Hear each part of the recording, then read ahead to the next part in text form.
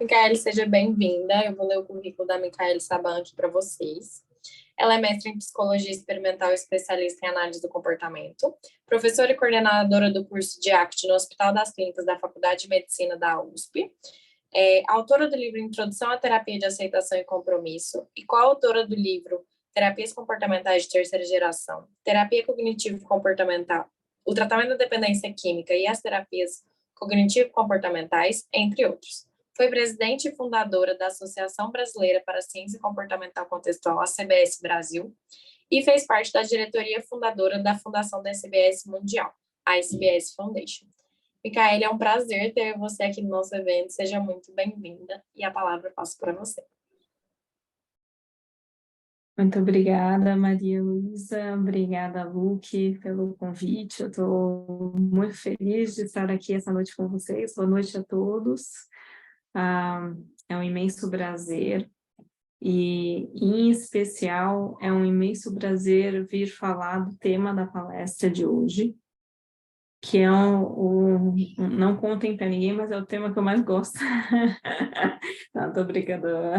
Não, mas é o que eu mais venho me dedicando e me encantando, que é como utilizar a ACT para fora do nosso consultório. Então, estava assistindo aqui o finalzinho da discussão. Se eu soubesse, teria entrado até mais cedo para assistir o Arthur, das discussões clínicas do terapeuta, e acho que eu vou destoar bastante agora a discussão, mas, de uma certa forma, eu vou trazer também um pouco de como é fazer isso, que é extremamente realizador, extremamente estimulante e extremamente assim, perturbador também. Você dá um negócio, parece que amplifica as emoções, né? Tanto em termos dos desafios, quanto também dos avanços. E é um pouco isso que eu vim trazer para vocês, da experiência que a gente vem tendo, trazendo a psicologia, concebendo a psicologia de uma forma não tradicional. Não posso nem dizer não tradicional, é mais para além da clínica, que a gente tem geralmente até na nossa formação nas universidades, um viés bastante clínico, né? Até quando a gente está em outros ambientes, a gente pensa clinicamente. E o que eu vou trazer para vocês um pouco hoje são possibilidades, alguns questionamentos. Vou contar a vivência que a gente vem tendo no nosso projeto, de levar ACT para as escolas, e fazer os questionamentos para ver se vocês tenham também novas ideias, novas propostas aí, e o mais importante que isso é possível, e principalmente pela condição que a gente está hoje, em que sofrimento emocional, sofrimento psicológico é algo tão presente, tão vívido na nossa sociedade atual. Assim, nós não iremos, a boa notícia, não iremos passar fome, né, porque teremos muito trabalho, mas a má notícia também é essa, nós não conseguiremos, pela nossa estrutura, pelo nosso número, contemplar aquilo que a sociedade necessita, né? Isso a gente sempre soube, mas eu acho que está pior a situação, e eu vou contar os relatos que a gente tem nas escolas, né? É um pedacinho da sociedade, né? Muito significativo, mas temos empresas, temos as comunidades, temos a área da saúde, temos muitas outras áreas aí também que enfrentam muitas dificuldades, e a proposta é a gente pensar, instigar, de pensar soluções diferentes para além da clínica, né? Então, esse é meu objetivo hoje, um pouco ousado, mas eu espero que vocês gostem, tá? Eu vou dividir a tela aqui com vocês.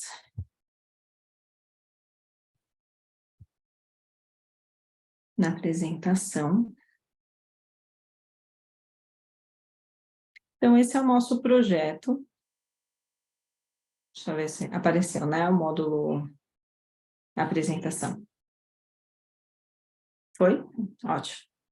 Então, esse é o nosso projeto, né? Arte na Sociedade. Nós estamos trabalhando agora predominantemente em educação, tá? Mas pode ser em diversos ambientes. A gente está começando a trabalhar também em comunidade. Queria apresentar, porque assim como nós estamos atuando fora da clínica, coletivamente, numa proposta mais coletiva, a gente também não é, eu não sou eu sou, somos muitos, e aí quis trazer também um pouco das pessoas envolvidas. Esqueci de pôr a fotinha da Jane. Depois eu vou mostrar para vocês a Jane. Que ela me mandou depois que eu montei o slide. Essa é a Ellen. A Ellen é uma pessoa incrível que traduziu um material bastante extenso que eu vou comentar e dar as características dele. E que liderou a intervenção numa escola no Rio Grande do Norte, em Paramirim, e foi o nosso projeto piloto. O Jonas revisou esse material, o Jonas Filho, e ele está no Rio Grande do Sul também, fazendo ponte com alguns projetos que estão acontecendo lá. E aqui, por último, está a Renata Ross, que é a nossa ponte com a faculdade INH, e que tem uma tradição filantrópica, comunitária também na região há mais de 100 anos. Então, somos nós, assim, a nossa equipe, e nós temos o laboratório em vigor, no qual, além da Ellen e da Jane, a Jane, ela é responsável, ela é praticamente o amor da minha vida, porque ela me ajuda com os dados da pesquisa que a gente coleta, e faz um trabalho fantástico de apoio. E nós temos também um laboratório onde a gente está intervindo em diversos contextos. Então, nós temos a Léa Salles, em Belém, começando uma intervenção numa comunidade, na comunidade mais carente de Belém, o Robson, no litoral norte de São Paulo, e o Leandro, no Rio Grande do Sul, tá? Então, nós temos essas frentes, somos muitos aí, em cada ponta tem mais um monte de gente, e essa é uma das primeiras características, né? Quando a gente está falando de atuar na sociedade, a gente tem que pensar em grupos, fazer um chamado, e basicamente vem pessoas também que estão interessadas nisso, e começa um trabalho muito, muito interessante. Então, como é que funciona, né, as práticas da arte fora da clínica? Eu vou dar um exemplo do que a gente vem trabalhando, e foi devido a uma busca de materiais e tudo mais, mas só para especificar que eu não estou falando de todas as práticas fora do consultório, tá? Estou falando de um exemplo para instigar. Vou falar um pouco das características de práticas fora do consultório, mas eu vou dar um exemplo de uma, dentre muitas, e convidá-los a pensar também nessa possibilidade. Então, a gente tem que imaginar, quando a gente pensa numa prática fora do consultório, na sociedade, efetivamente, a gente tem que pensar, então, é só retirar a clínica, tá? Então, aí você imagina o psicólogo e o cliente. Aí você tira o psicólogo, inclusive. Aí você põe, tipo, muitos clientes. É basicamente isso que a gente vai enfrentar, tá? Essa é só uma brincadeira, tá, gente? Mas basicamente é aquele sonho que a gente, na aula, estudando Skinner, tem dele falando das mudanças na cultura, nas práticas sociais, e a gente se encanta e fala: quando que vai chegar o momento da gente fazer isso na vida?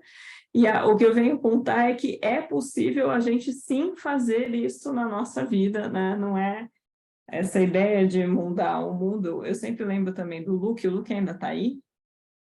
A gente fez um podcast e ele me deu um banho de água fria sobre mudar o mundo, mas basicamente eu ainda acredito nessa proposta e acho que a gente tem muitas ferramentas, a ciência e principalmente as ciências contextuais agora, e todo o movimento de identificar os processos de mudança comportamental. A gente tem muita informação, muita pesquisa, muitas ferramentas extremamente poderosas que a gente aplica individualmente na clínica, mas que não necessariamente elas precisam ser aplicadas desta forma, né? É óbvio que quando a gente sai da clínica, a gente tem que pensar que essa mudança, a mudança que a gente vai identificar como uma possível solução, ela tem que ter algumas características, ela vai ter uma cara diferente.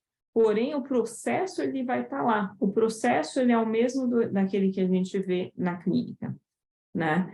O que a gente observa de facilitadores para implementar uma intervenção que seja social? Ela tem que ser simples. Então, tudo que a gente faz muito individualizado na clínica, é muito específico, muito assim, feito, basicamente um terno feito à medida, né, na clínica, a gente tem que simplificar ao máximo qual é a mensagem, qual é o processo que vai ser colocado. Então, quanto mais simples, a gente vai pegar basicamente assim, um pedaço e implementar. Então, no protocolo que a gente utiliza, já vou até adiantar, é o protocolo do Russ Harris, em tempos de estresse, faça o que importa, que é o protocolo que a OMS, Organização Mundial da Saúde, indica para manejo de estresse. Ele é um protocolo que vem sendo utilizado nas pesquisas para campos de refugiado e pessoas exiladas. Então, são pessoas que passaram por trauma, tiveram que deixar a família, perderam entes, enfim, são situações bastante estressantes. E ele é um protocolo simples. Ele é um protocolo que serve, inclusive, para pessoas que não são alfabetizadas. Ele é extremamente simples e ele vai mexer nos processos de flexibilidade psicológica, porém, de uma forma muito simples. Ele vai treinar a atenção, ele vai treinar a identificação de pensamento, ele vai treinar a aceitação, mas assim, com um exercício muito, muito simples. Não é, por exemplo, um exercício de mindfulness, especialmente para aquela pessoa no momento especial da terapia que a gente acha que caiba, para investigar algo especial que a gente vai trazer. Não, é o que é uma essência, aquilo mais simples possível que você consiga implementar. Então, essa é uma característica muito, muito importante de pensar. Outra característica importante é que a intervenção tenha que ser escalonável. Então, de uma forma que vá abranger um número grande de pessoas e que vai atingir um número grande de pessoas. E eu vou contar daqui a pouco como a gente fez isso. Que é basicamente treinando multiplicadores. A gente vai treinar uma equipe que vai treinar outras pessoas, de preferência dentro do contexto social que a gente vai intervir, né? Tem que responder a uma questão socialmente relevante e concreta, né? Então, quando esse projeto ele surgiu de um encontro de duas forças, basicamente, que foi a faculdade de NH querendo um curso diferente, eu querendo fazer uma coisa diferente social, e a Ellen com uma demanda na escola gravíssima. Assim, a escola tinha tido 2 ou 3 casos de suicídio no ano anterior, muita violência, muitas questões de ansiedade, de depressão, gravíssimo. Assim, os professores em crise, os alunos em crise, então é um contexto que ela não conseguiria atender clinicamente. Então, tinha uma questão social concreta, visível, que necessitava de uma solução. E a gente veio em busca dessa solução. E outra coisa extremamente importante é a construção conjunta dessa resposta, né? Precisa de um relacionamento muito próximo com essa questão social que vocês vão ou possam vir a escolher a trabalhar, de conversar qual é realmente, como se fosse, a gente faz anamnese na clínica, faz análise funcional, fazer isso coletivamente com o ambiente. E perguntando o que eles precisam e construindo essa resposta de forma conjunta. Isso é o que faz uma ponte e a possibilidade da intervenção acontecer. Senão a intervenção não acontece. Então, basicamente, criar um relacionamento, assim, a gente não consegue fazer isso de uma forma imparcial. Assim como numa relação terapêutica, ela é íntima, assim, você vai fazer parte da vida daquelas pessoas, e aquelas pessoas vão fazer parte da sua vida. Muito concretamente, tá? E muita flexibilidade para enfrentar as adversidades que vão surgir, e vão surgir inúmeros desafios. Quando a gente está com o cliente, a gente tem a resistência do cliente, as esquivas experienciais do cliente, as emoções que o cliente nos gera, tem as problemáticas. Imagina isso multiplicado por 100, 200, 300, mais o contexto social que estabeleceu aquela contingência daquela forma. Entendeu? Tem um motivo para que uma escola pública seja caótica, né? Ela não é sem querer assim. Então, quando a gente vai intervir num contexto desse, a gente está batendo de frente com essas variáveis e aparecem todas, né? Todo tipo de imprevisto na implementação de uma situação dessa, tá? Então, a gente esteve em parceria no projeto com a Faculdade NH, a Escola Donivaldo Monte, no Rio, em Parnamirim, Rio Grande do Norte, e a Seno Frederico, que está esse semestre recebendo a intervenção no Rio Grande do Sul, tá? E tem 3 eixos o projeto. O projeto tem o curso de extensão, e é um curso que os professores recebem, e aí a gente começa a escalonar, a característica de escalonar. A gente treina o professor, e o professor aplica nos alunos. Então, aquela brincadeirinha que eu fiz no começo da palestra, a gente retira o próprio psicólogo da intervenção. E eu não preciso fazer o processo. A gente faz o processo com os professores, e os professores fazem o processo com os alunos. E também a gente tem a intervenção em si, que esse é o outro pilar do projeto, e tem a pesquisa, onde a gente avalia tanto como essas pessoas estão, como o efeito da intervenção, tá? Especificamente em sofrimento psicológico, qualidade de vida, estresse, ansiedade, depressão e flexibilidade psicológica, tá? E como que isso é possível, né? Esse protocolo é um protocolo muito bem feito, ele está sendo desenvolvido desde 2016, ele é em grupo de até 30 pessoas, e qual é a grande vantagem? Que aí é o meu convite a vocês, eu vou dar o exemplo de como eles fazem, porém, eu acho que com a quantidade de recursos que a gente tem hoje, a gente pode pensar em muitas maneiras. A intervenção, ela é um roteiro gravado. Então, como é que funciona? A classe senta, ou os professores sentam, tipo, como funciona a intervenção? Você tem o grupo chega, você tem uma conversa inicial com esse grupo e depois inicia. São 5 sessões de 2 horas, 1h30, 2 horas, e essa sessão tem 40 minutos, 45 minutos que são de gravação. Então, na gravação, tem toda a intervenção de forma muito simples, tem os exercícios de mindfulness, tem as perguntas para identificar valores, tem todos os processos de flexibilidade psicológica gravados. E aí chega em determinados pontos que fala assim, agora o facilitador pausará a gravação para ler a folha 1.3. E na folha vire para a pessoa do lado, e veja em que momento você pode agir dessa forma que você identificou que é importante nessa semana. E aí a pessoa pausa e tem a interação no grupo.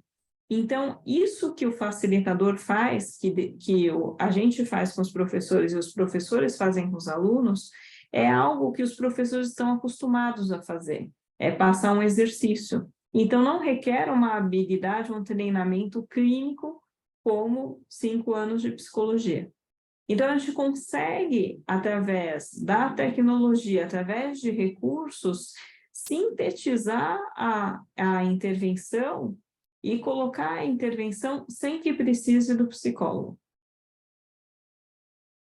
Vou até interromper para eu ver a cara de vocês.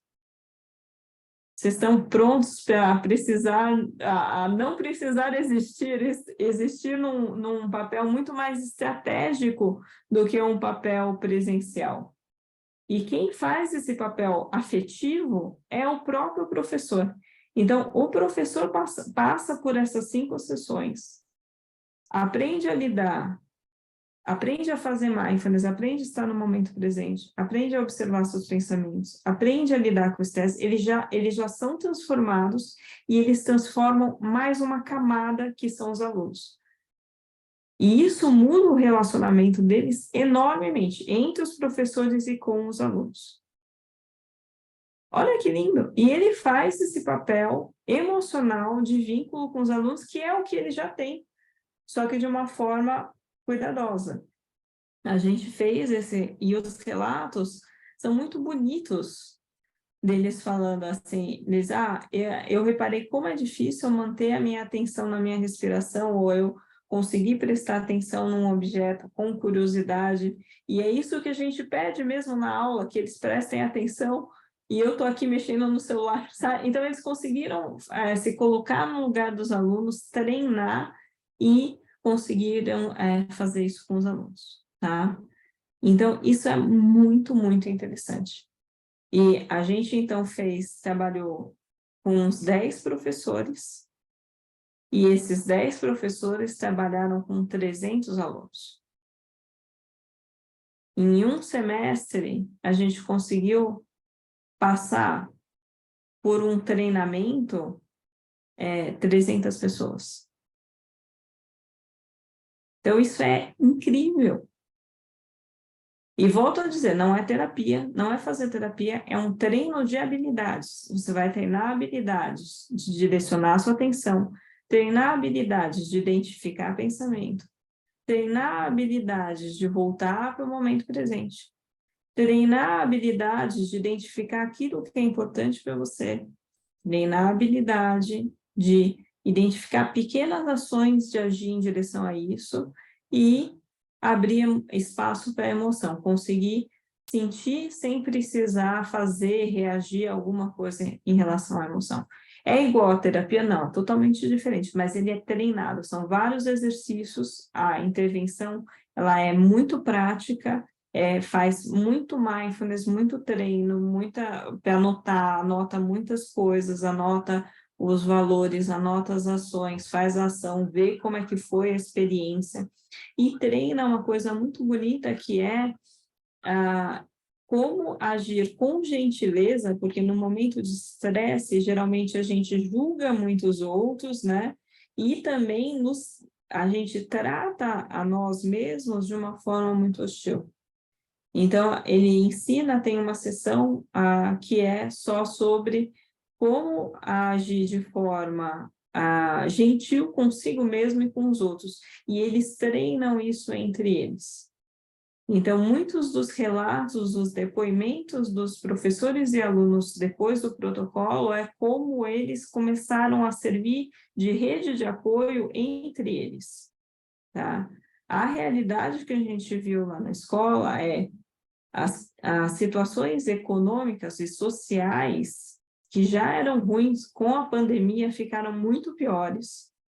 Então, as pessoas que já tinham um emprego precário perderam o emprego, ou tinham uma condição de moradia piorou. Então, teve muita gente que faleceu, porque, enfim, estava em condições mais vulneráveis. Então, famílias muito despedaçadas, e o relato era Os adultos estão em crise e os filhos ficaram meio soltos. E aí, a possibilidade deles conseguirem se apoiar entre si foi muito poderosa. Eu fui lá presencialmente, a Ellen é que conduziu a intervenção com os professores e depois os professores com os alunos. Mas eu fui fazer uma visita à escola e o treinamento presencial lá, e a gente via os braços dos alunos com muita mutilação. Eu nunca vi isso tanto. É um negócio impressionante. A gente, até pela nossa condição de acesso à educação, tudo, não tem, ou alguns têm, enfim, o contato do que era isso. E a gente consegue, sim, pensar em projetos, implementar, ver o que as pessoas estão fazendo e fazer projetos que abarquem mais pessoas. Então, é um pouco essa a provocação que eu gostaria de fazer com vocês. Eu vou dar um pouco mais de informação de como que foi, mas não que vocês precisem fazer isso, mas que observem qual é o contexto social perto de vocês e observem se vocês têm, se isso chama vocês. E comecem a conversar com as pessoas, comecem a pesquisar os recursos, porque o recurso está aí disponível. Tem intervenção em tudo quanto é ambiente. Se você entrar lá na SBS, lá mundial, tem 500 mil tipos de intervenção em hospital, em escola, em comunidades, ok, entendeu? E está ali, e a gente consegue fazer. Então, eu acho que a gente tem muito uma trava interna do que a gente supostamente tem que fazer como terapeuta, ou o que a gente supostamente tem que fazer como cidadão, ou como pessoa. A gente não precisa seguir isso, tá?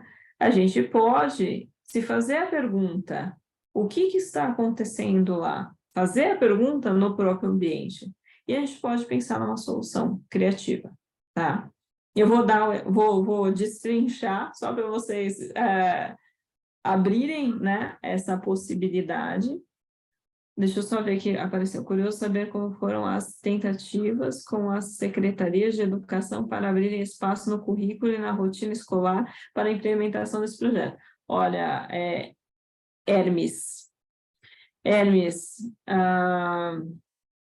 essas, dentre muitas outras, foram dificuldades, tá? Assim, cadê vocês? Se vocês puderem abrir a câmera, me facilita muito a vida. Eu adoro falar com pessoas que eu esteja vendo. Obrigada. Mas já identifiquei o Hermes aqui, pelo menos o quadradinho dele. É muitas dificuldades que a gente passa, inclusive, achei você, Hermes. Lembrei agora da outra palestra. A gente tem muita dificuldade. O objetivo é implementar no currículo isso, tá? E tem a possibilidade disso virar fluido, né? Independentemente a escola conseguir manter esse projeto, né? A ideia não é isso ser possível. A gente enfrenta todo tipo de dificuldade, com os diretores, com os professores, com os alunos, com todo mundo, com a secretaria, todo mundo tem dificuldade, ninguém quer fazer terapia, começa por aí.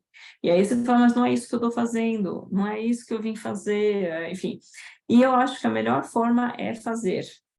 Então eu falo, olha, é diferente, é um treinamento de primeiros socorros emocional e psicológico. Tá? E aí a gente fala, ó, vou fazer uma amostra, um procedimento de amostra. E foi o que eu fui lá fazer. Fui lá, peguei os adolescentes por série, imagina, tipo, 70 adolescentes numa quadra, e eu fiz mindfulness com eles. Eu sambei com eles, para eles sentirem o mindfulness no corpinho deles. Enfim, é isso, você tem que criar a relação com 300 pessoas. E dá, isso que é legal, e dá, é possível. Então, aí eles entenderam, nossa, é diferente isso. E, de fato, é diferente. Eu vou fazer aqui no final da palestra um pequeno exercício, que é um exercício de mindfulness inicial que a gente faz, e vocês vão ver como ele é diferente, como ele é poderoso, como ele é simples, como ele é aplicável na vida cotidiana, né? Que tem todas essas características de serem aplicáveis. E os alunos adoravam. E aí foi aí que a gente conseguiu adesão. A mesma coisa com os professores. Os professores estavam duas polaridades brigando entre si, é uma coisa muito comum, tá? E aí eu tive que ir lá, dei bronca em todo mundo, e falei, vamos conversar e fazer isso aqui. Isso aqui vai ajudar vocês. E, de fato, eu acho que a gente tem uma situação diferente de alguns anos atrás, que é muita resistência à psicologia. Atualmente, não. Atualmente, você tem evasão escolar, você tem crianças se suicidando dentro da escola. Eu fiquei abismada, os braços dos alunos cortados. Assim, é assustador, assim, a condição. E você vai para qualquer contexto, você vai num hospital, as pessoas também estão no limite. Você vai para uma comunidade, as pessoas também estão no limite. Então, a ajuda é bem-vinda. As pessoas não sabem muito como. Nós temos aí um arsenal de ferramentas. Aí você vai me perguntar, é a melhor ferramenta do universo? Não sei lá. Aí eu vou te dar os dados da pesquisa que a gente tem do que está ajudando esse povo. E assim, ajuda 100%? Não ajuda 100%. Ajuda, diria, 70%, mas são 70%. 70 de 300, 210 pessoas. Tá bom? Tá ótimo. Aí o resto a gente manda para a clínica e, de fato, a gente faz esse trabalho. A gente faz o mapa e indica essas pessoas que têm um sofrimento mais clínico, né, que entrariam num grau de uma depressão mais severa, sei lá o quê, e direciona para os serviços. O que a gente fez na escola? A gente contactou as universidades próximas e eles mandaram estagiários. Eu vou mostrar aqui o slide da quantidade de projetos auxiliares que aconteceram e que absorveram essa população que era mais clínica mesmo, entendeu? Mas isso a gente consegue dar um contorno para a situação extremamente interessante. Então é isso.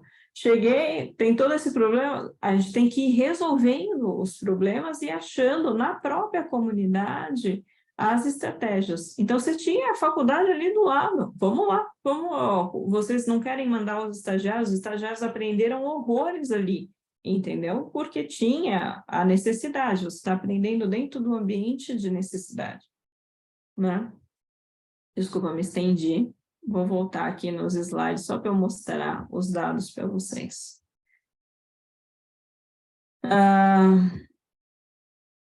Então, a gente treinou os professores, aplicou as intervenções, que eram 5 sessões de 1h30 semanais, e os grupos eram salas de aula, aproximadamente 30 alunos e 2 professores conduzindo a intervenção, né? Como eu falei para vocês, a demanda que a gente encontrou eram problemas de ansiedade, depressão, evasão, de relacionamento, agressividade, problemas de violência, problemas familiares, tentativas de suicídio, teve casos efetivos de suicídio e automutilação. A gente reparou que após a pandemia acelerou esses processos que já eram difíceis, socioeconômico dessas populações com vulnerabilidade piorou bastante, e também questões relacionadas à adolescência, porque teve uma interrupção de 1, 2 anos no convívio social numa época que isso é bastante importante, e tirando as questões econômicas realmente de vulnerabilidade social, problemas familiares, advindos ou não disso, e questões de violência e violência sexual. Então, a gente tem, basicamente, vamos dizer assim, as questões mais difíceis aí da nossa sociedade, tá? A escola ela foi escolhida propositalmente também porque ela vai dar uma amostra do que é a sociedade. Ela é um microsistema que reflete o macro. E ela é importantíssima porque é a próxima geração, né? E o objetivo, então, era treinar essas habilidades de lidar com emoções difíceis e responder de uma forma coerente com os valores pessoais, né? Que isso é lidar com as situações adversas. Então, não era prevenir uma emoção difícil, né? Ou resolver alguma questão, não. O objetivo era simples, frente à dificuldade, frente a emoções difíceis, como a pessoa consegue tomar decisões e agir de uma forma que vá melhorar a vida dela já no ponto em que está, em vez de ter ações que vão tornar a vida dela mais difícil e gerar mais sofrimento adicional, né? E esse é um ponto muito importante, porque geralmente a pessoa fica muito revoltada, assim, como que eu fazendo terapia ou fazendo qualquer coisa relacionada à psicologia vai resolver meu problema que é concreto, que é de moradia, que é de vulnerabilidade. E,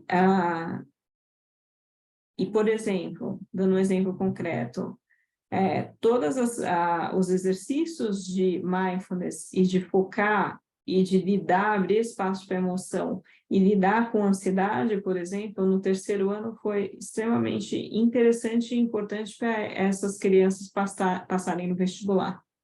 Então, teve uma grande parcela que conseguiu efetivamente prosperar. Então, faz diferença sim, tá? E melhora o ambiente escolar absurdamente e estabelece essa rede de apoio que, às vezes, dentro da casa não tem do governo, não tem de lugar nenhum, pelo menos na escola, entre os jovens, entre eles, tem uma convivência saudável, uma convivência de apoio, uma convivência de incentivo. Foram muitos desafios, como eu contei uma parte aí. Nós temos desafios com a escola, a falta de internet, acaba a água da escola, tem greve, tudo que você possa imaginar que acontece lá no meio da intervenção, né? Atividades concorrentes, Copa do Mundo teve, Brasil perdendo, enfim, acontece todos os tipos de situações, tá? E problemas internos da escola, então a gente enfrentou todas essas dificuldades, e basicamente é perseverar frente a elas, né? E, como eu comentei também com vocês, necessidade de acionar a rede daquele local, e investigando serviços complementares. Então, quando a gente vai mudar um pedaço da sociedade, a gente ativa aquilo que já existe ali e os recursos para fortalecer e encaixar, né?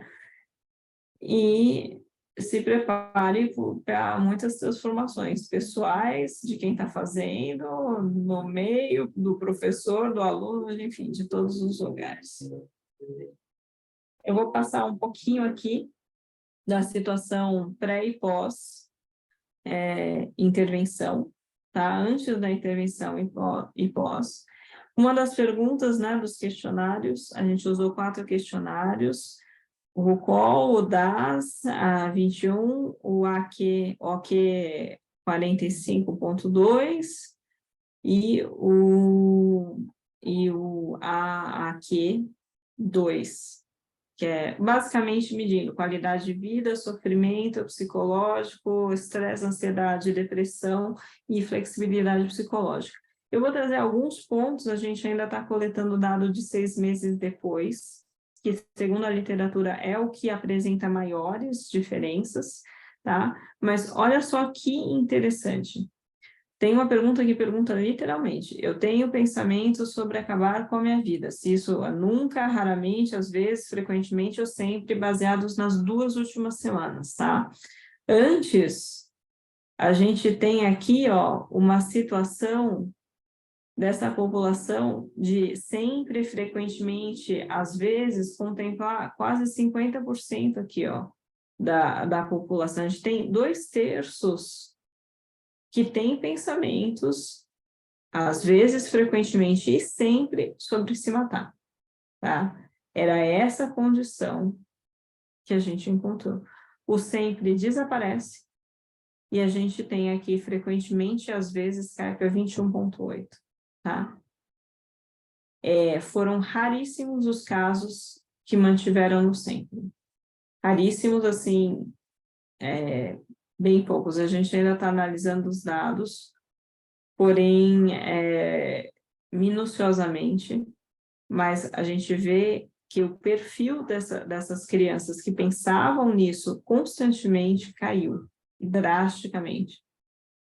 Eu discuto com frequência, a gente tinha muitos problemas de agressividade na escola, tá? Entre frequentemente e sempre, 30%, caiu para 16,2%, quase metade, tá? Isso também é bem significativo. Eu me sinto amado e querido. Olha aqui, ó, nunca, raramente, às vezes, contemplava 70%, tá? E isso, desculpa, 70% é sempre, frequentemente, às vezes, e passou para 80%, e o nunca sumiu, tá? Então, isso tira essas crianças que estavam, sim, sobre risco de suicídio ou depressão grave, ou automutilação, tira eles da zona de perigo.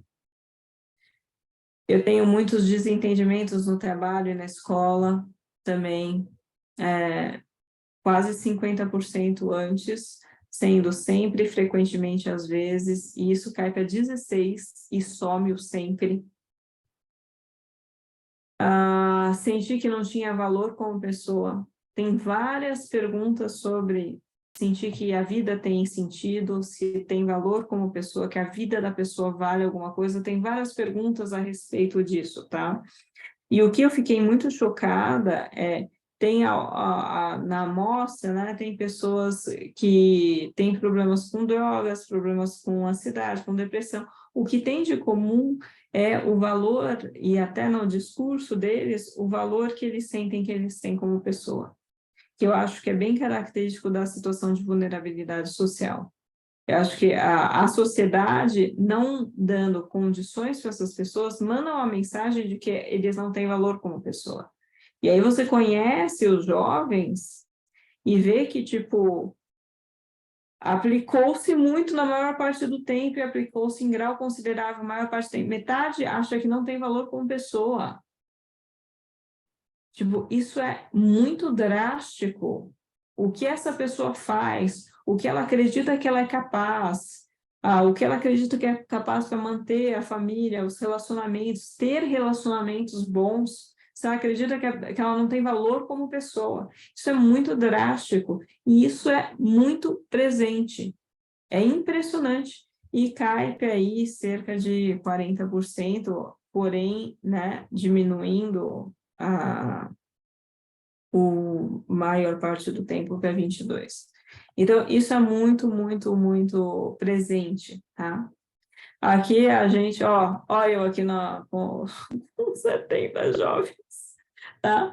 Com eles a gente conversando. Aqui foi o treino dos professores no Rio Grande do Sul, que é a intervenção que está acontecendo agora. Aqui é os professores no Rio Grande do Norte, tá? É uma experiência muito, muito incrível, tá? Foram 10 psicólogos que estavam participando no curso de extensão, também fizeram outras iniciativas. Dos professores, foram 20 professores, divididos nessas duas localidades. E em Parnamirim, que aconteceu a intervenção, foi cerca de 300 alunos que eram o colegial deles que passaram pela intervenção, tá? Olha só a quantidade de outras intervenções que partiram dessa intervenção, né, através dessa rede com a universidade local. Foi feito trabalho com os professores, oficina de linha do tempo, de como a instituição também, a história da instituição e como chegaram até a escola, como que eles se desenvolveram na escola. Oficina vários tipos de oficinas com os professores, grupos de mulheres, reformaram concretamente a biblioteca. Saiu até 3 matérias em jornal local, né, na TV, porque eles fizeram esse movimento com os alunos e o psicólogo estagiário da faculdade. Eles reformaram e trouxeram artistas da escola e artistas locais para pintarem imagens. Ficou lindo, né, o ambiente deles. E vários outros movimentos com os alunos, trabalho de resgate de individualidade, de bibliografia, foram muitos trabalhos, trabalho com teatro, que antes não vingava na escola porque ninguém queria fazer, e como a gente fez uma intervenção que mudou coletivamente, todo mundo passou a se cuidar, todo mundo passou a olhar, todo mundo passou a perceber o que estava acontecendo consigo. Todos esses projetos conseguiram entrar e ter um desenvolvimento muito bonito, tá? Trouxe aqui uma forma de instigar vocês, né? Para vocês se questionarem do que é importante para cada um de vocês, de uma forma maior, e o que vocês poderiam fazer a respeito. E a gente pode, né? A gente realmente pode fazer. A gente fez isso. A gente fez 2 meses de tradução de, sei lá, foi mais de 500, acho que umas 600 ou 700 páginas de tradução. A gente gravou o material em estúdio em 2 meses. A gente fez um processo extremamente rápido e, assim, mergulhamos nisso. E depois, em 6 meses, minto, foi de agosto a novembro, a gente treinou os professores e em novembro aconteceu a intervenção com os alunos. Então, sim, é possível, em menos de 1 ano. Tá? Então, eu trouxe um exemplo de intervenção que eu gostaria de fazer com vocês. Aqui está o contato, né? Se alguém tiver interesse ou perguntas, ou, enfim, precisar de alguma coisa no nosso projeto. Vocês querem fazer um exemplo de o que é um treino de habilidade de manejo de estresse? Sim? Legal. Então, eu vou fazer. Para vocês terem uma noção de como é prático, como é simples, a característica do tipo de intervenção, né? Isso que eu queria fazer com vocês. Então, sentem-se numa posição confortável. Fechem os olhos. Esse exercício chama pôr os pés no chão. E é um exercício de mindfulness, mas de uma forma muito prática e muito simples. Fechem os olhos. Observe como você está.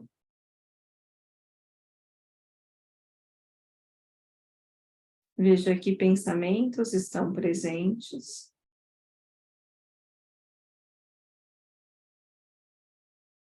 E diga para si mesmo: eu estou observando um pensamento sobre.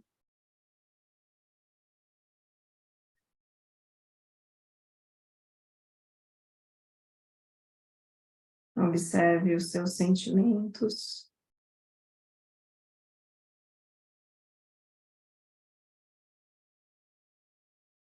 E diga para si mesmo: eu estou notando um sentimento de.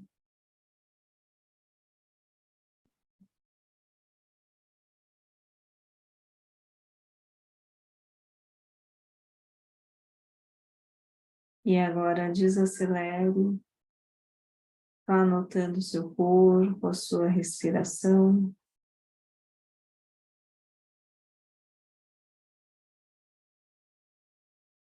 E através da respiração vá desacelerando.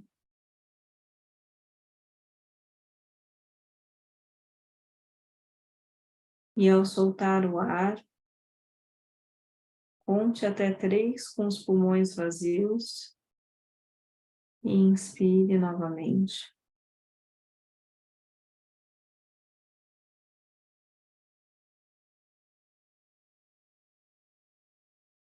E ao inspirar novamente, deixe que o ar entre naturalmente nos pulmões.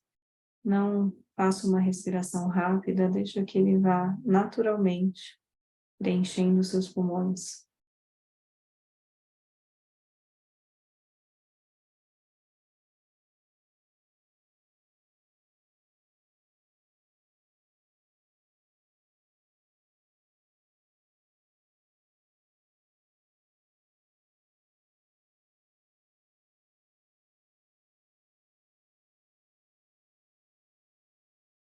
Agora coloque os pés no chão e sinta o chão.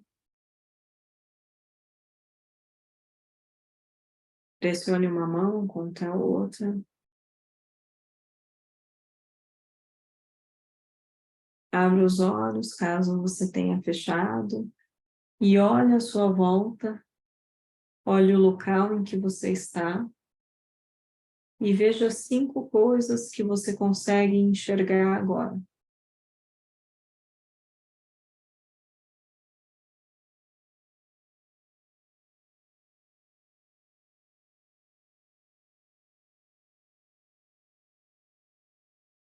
Preste atenção nos sons e observe 2 ou 3 coisas que você consegue escutar agora.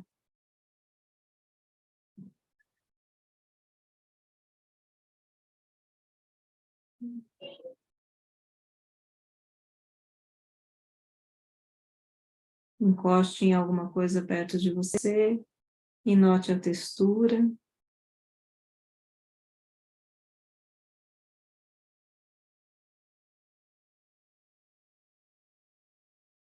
Inspire e veja se tem algum cheiro, algum gosto.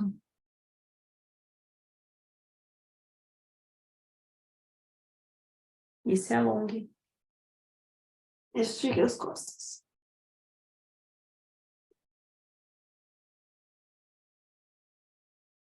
Como que vocês estão?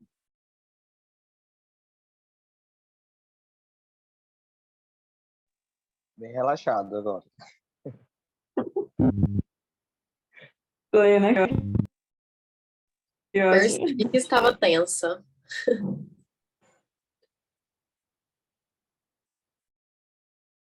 Presente. Legal. Esse é um exercício de conexão muito impressionante, muito bom. E que a gente treina no protocolo, faz 1 ou 2 vezes por sessão com os alunos, treina eles fazerem, e dá a lição de casa eles treinarem 1 vez por dia fazer esse exercício. Então, você imagina que é um treino intensivo, onde se ele não fizer nada que é combinado, pelo menos 2 vezes por semana ele vai estar fazendo esse exercício. Então, é um dos exercícios que a gente faz em 300 jovens. Então, era isso que eu queria trazer para vocês.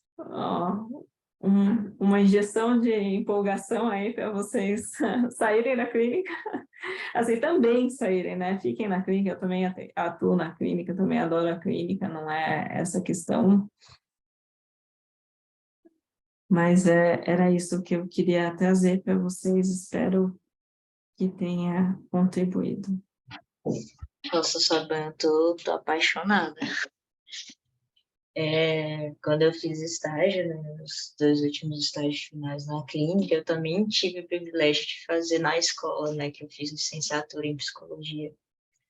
E às vezes eu super viajava, até mesmo tentando pensar o que eu aprendia na clínica, porque que daria para ser levado também para a escola, né?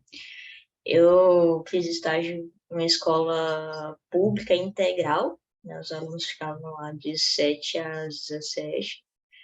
Peguei ali logo o pós-retorno das aulas presenciais depois do Covid, né? Tudo isso que você falou, eu pisei assim um pouco nessa realidade, né? De questão da automutilação, ideação suicida, tentativa de suicídio. Não cheguei a pegar um caso de suicídio em si, né?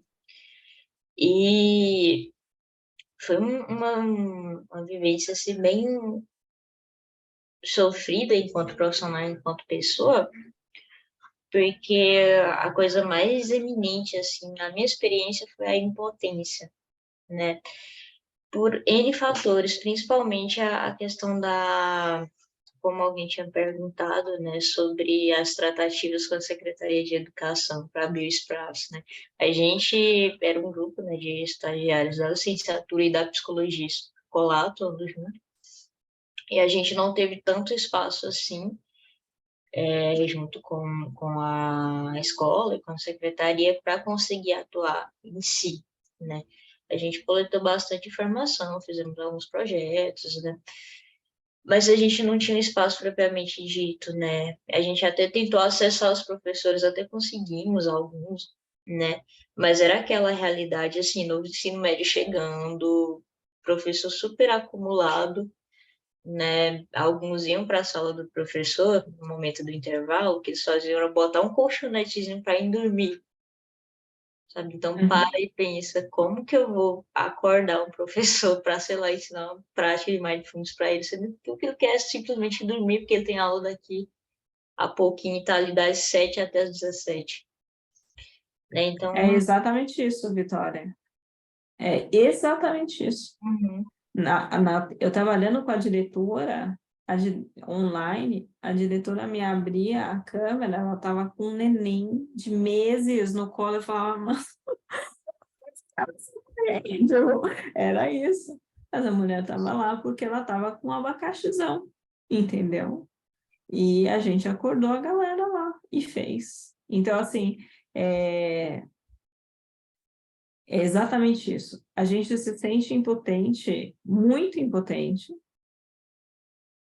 E o meu convite é, a gente é realmente muito impotente a muita coisa, porém, é possível contribuir. Cada um de nós pode contribuir. Então, pega a contribuição e poxa, agora entendeu? E é legal, porque vai ter muita resistência. Eu estou brincando com vocês, né? Mas assim, fazer um convite, vamos fazer aqui, ó, abre aqui, vou fazer, ó, em 20 minutos aqui para você. E a pessoa, eu fiz em 2 minutos o exercício de mindfulness. Você fala, nossa, é diferente. Eu falei, é diferente. Ó, 5 sessões, ó, tá faltando professor, vamos abrir aqui o horário. A gente não teve apoio de Secretaria de Saúde, de Educação. Pelo menos não até aquele momento. Te enfiou o pé na porta, entendeu? entendi, entendi. Engraçado as sensações, assim, eu fiquei assistindo o tempo todo pensando, cara, como eu queria ter assistido isso ano passado, mas olhando para agora, a sensação que fica, na verdade, é essa, né? Como que eu posso fazer isso amanhã, próximo mês, vamos juntar uma galera aí, realmente, literalmente sair do muro da bolha, assim, acadêmica e para psicologia suja, né? De verdade, né? E assim, é muita frustração, tá? É assim, é não, não, não, não. Uma hora vai. Fala, tá bom, vai. Aí você faz, putz, olha que legal. Então, ó, vamos marcar já a próxima, vamos marcar o encontro, vamos juntar todo mundo que precisa, convidar. A gente teve gente no final do processo, o professor no final do processo, que veio falar assim, nossa, desculpa, eu fui contra, eu botei pilha contra, eu não sabia que era isso que vocês estavam fazendo, e aí entrou.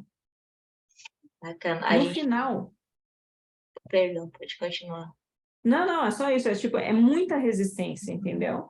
E o segredo é, vamos, deixa eu fazer um exercício, sabe? Vai quebrando, porque as pessoas precisam, as pessoas estão numa condição muito, muito, muito difícil. Aham. Eu queria fazer um comentário também. Eu já até mandei aqui uma foto aqui do slide da professora para algumas colegas que são psicólogas escolares, né? Inclusive, e eu mandei especificamente para uma que ela trabalha na Secretaria de Educação de um município próximo ao meu. Eu falo aqui de São Luís do Maranhão, né? E aqui, como é uma ilha, né? Tem vários municípios aqui dentro da ilha, são 4 municípios. E ela é psicóloga de um desses municípios.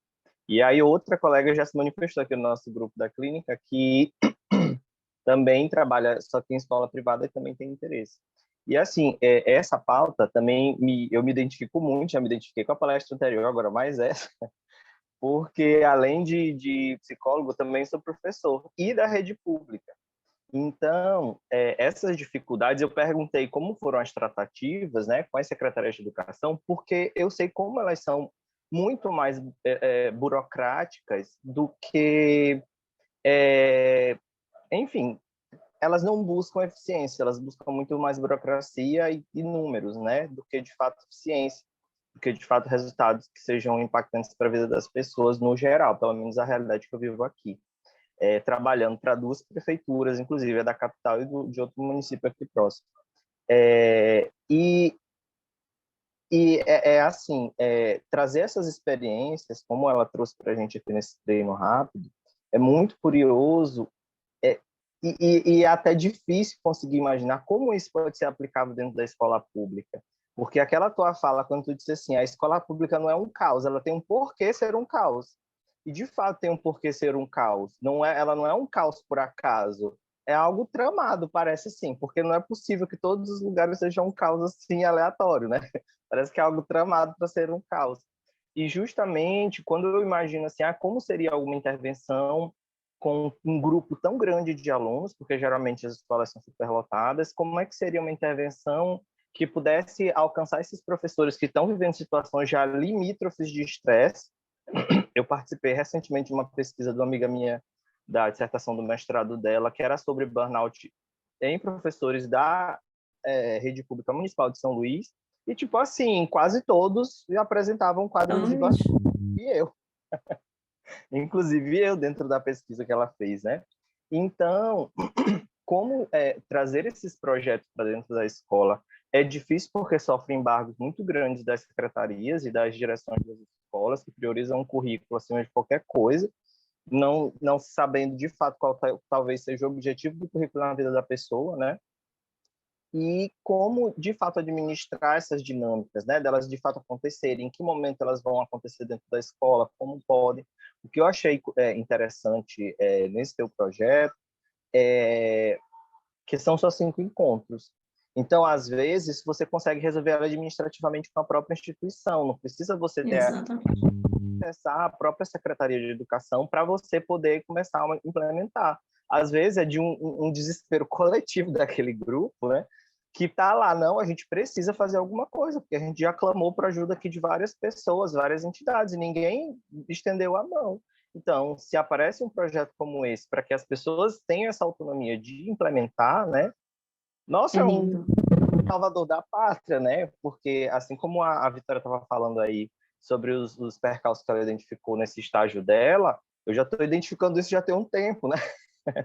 Dentro da sala de aula como professor. E, de fato, esse pós-pandemia para a gente tem sido muito, muito impactante, porque eventos muito, muito difíceis têm acontecido. E mesmo sendo psicólogo, eu fico impactado, porque eu faço parte do grupo, eu estou dentro do contexto. Eu sou vítima também. É avassalador o que acontece. É assim, inacreditável. É fora da nossa realidade. É incrível. Isso. E aí a gente fica assim, nossa, o que é que eu como psicólogo posso fazer para atuar aqui? E muitas vezes, justamente por falta de projetos como esse, que são aplicáveis, né? A gente acaba ficando, e os embargos que a gente só pronto ter suporte para implementá-los, óbvio, a gente acaba ficando de mãos atadas, tipo assim, não, esse aqui eu vou ter que fazer vista grossa, porque eu não tenho como me envolver tanto nisso aqui mais. Eu não vou ter como dar esse encaminhamento para esse adolescente, eu vou ter que fazer aqui o mais básico possível. E é adoecedor para a gente, porque você fica com todo o peso de uma responsabilidade em alguns casos, sabe? Então, de fato, é um projeto que é necessário nesse momento que a gente está passando aqui. Talvez já há algum tempo, e talvez agora esteja só evidenciado, não sei, né? Mas me parece muito mais necessário do que há algum tempo atrás. E gostei muito de ver esse tipo de projeto. Quando eu fiz a minha monografia na graduação em psicologia, eu fui trabalhar sobre habilidades sociais, né? E justamente o que eu busquei investigar foi resolução de conflitos entre crianças e adolescentes na escola. porque eu via como é que eles resolviam o problema deles, geralmente era das piores maneiras possíveis. E havia dificuldades para ensinar essas habilidades também para eles, já naquelas demandas assim de crianças e adolescentes, de convívio mesmo dentro da escola. Mas esse teu projeto, ele já extrapola um pouco isso, porque me parece sim que vai lidar com a dinâmica de todo mundo, inclusive dos professores, né? De como a gente se tratar, de como a gente de lidar um com o outro, de lidar com os alunos, de entender os sentimentos uns dos outros também, de entender o que são aquelas crises que aqueles alunos têm apresentado, como lidar com aqueles eventos de ver um aluno se cortando, que eu presenciei, eu tive que intervir emergencialmente, sabe? Então, a gente precisa de ferramenta. Eu, como psicólogo, ainda tenho mais ferramentas do que alguns colegas. Outros colegas nunca tiveram, não sabem como lidar, estão enfrentando outras dificuldades. Então, esse tipo de projeto é extremamente necessário, de fato. Obrigado, viu, por apresentar esse projeto. De nada. Eu estou também, assim, muito pessoalmente envolvida nisso, por exatamente todos esses momentos, todos esses motivos que você falou, Hermes. E eu vejo como uma onda, sabe? A gente faz uma onda positiva que vai indo. E a gente teve relatos de alunos falando assim, eu ensinei esse exercício que a gente fez agora, eu ensinei para o meu amigo de fora da escola, porque ele não teve condição de ter esse curso que eu tive. A gente põe como um curso, não como uma intervenção, um curso mesmo. Ele falou, eu ensinei e eu estou conseguindo ajudar amigos meus que estavam surtando, estavam em situações muito difíceis. Então, isso assim, é uma onda, sabe?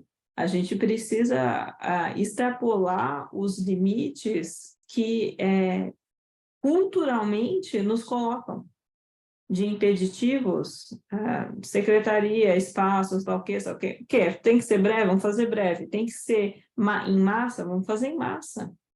E faz diferença, sim. Tá?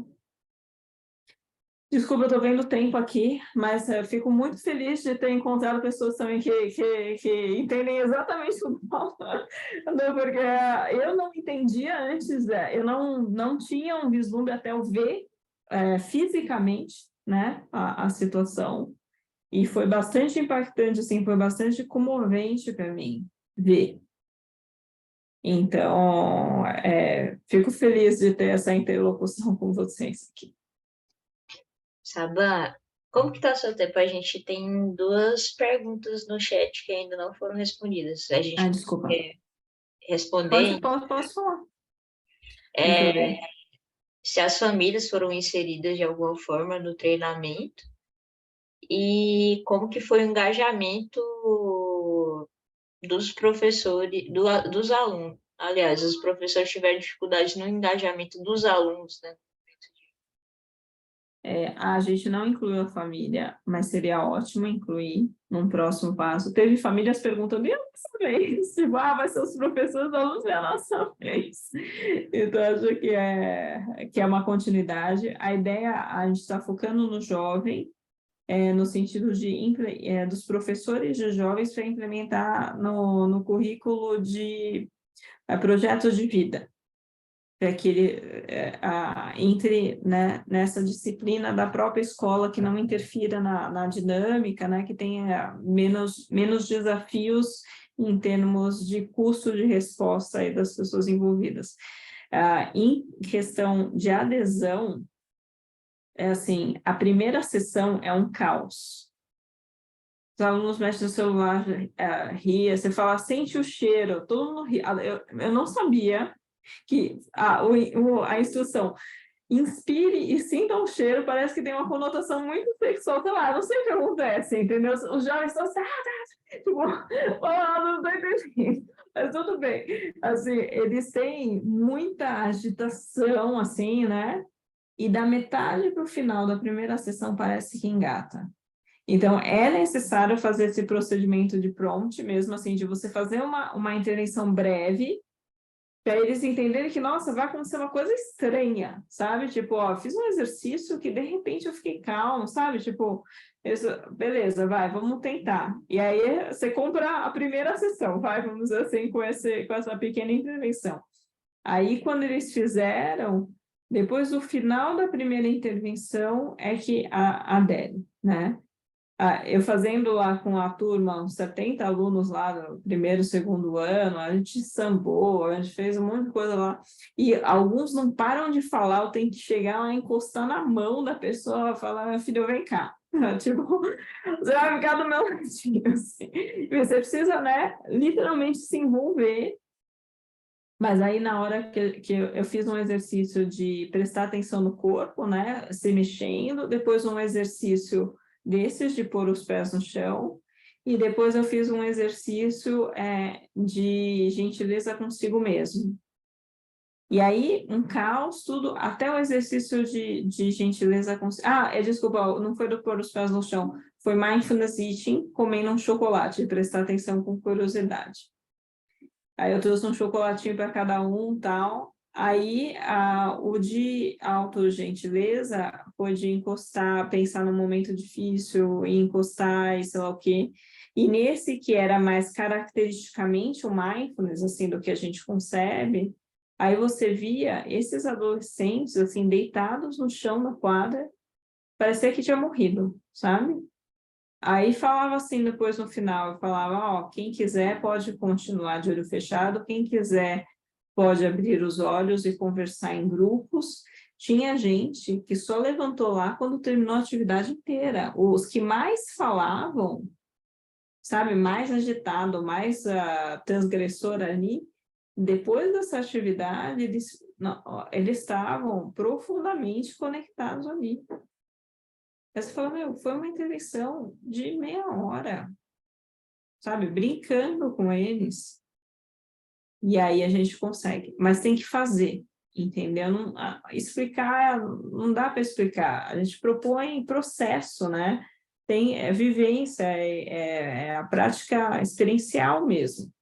Põe a galera, e eles são jovens, eles absorvem, sabe? Eles têm menos barreiras do que geralmente os clientes adultos que a gente trata. Então, geralmente é assim, primeira sessão, um caos, final da primeira sessão, você fala, parece que foi, segunda em diante, aí vai bem. Né? Então, é isso que a gente observa, tá? De engajamento. Haja resistência à frustração. Esperançoso te escutar, sabe? E ver que esperança que é de acordo com a realidade, não é ilusória. De verdade. Muito obrigada. Eu acho que ouvir e ver essas práticas, conhecer alguém que foi lá, fez acontecer e teve resultado efetivo, assim, acho que eu não saio daqui hoje sendo a mesma, sabe? Então, obrigada pela oportunidade, pelas palavras, por mostrar e por fazer esse trabalho incrível e inspirar, assim. Gratidão. Fico imensamente feliz. Então é isso. Alguém tem mais alguma dúvida? Senão, eu acredito que a gente pode encerrar por aqui. Mas antes, queria agradecer a Liga, queria agradecer a Malu, a Saban, participação de todo mundo hoje, como ouvinte, como comentarista, como questionador. E amanhã é nosso encerramento, nosso último dia de evento, não é isso, Malu? Amanhã a gente vai ter aí a Josilda falando sobre relações terapêuticas com pacientes borderline, na DBT, o Luke falando sobre relação terapêutica com casais e o Thiago Alfredo falando sobre terapia baseada em processos, para fechar nosso evento. Sabe, eu espero que a gente tenha mais oportunidade de se encontrar, mais oportunidade de te escutar e ver seus trabalhos, porque realmente está notada, tá? Muito obrigada. Obrigada a todos pela participação. Muito obrigada.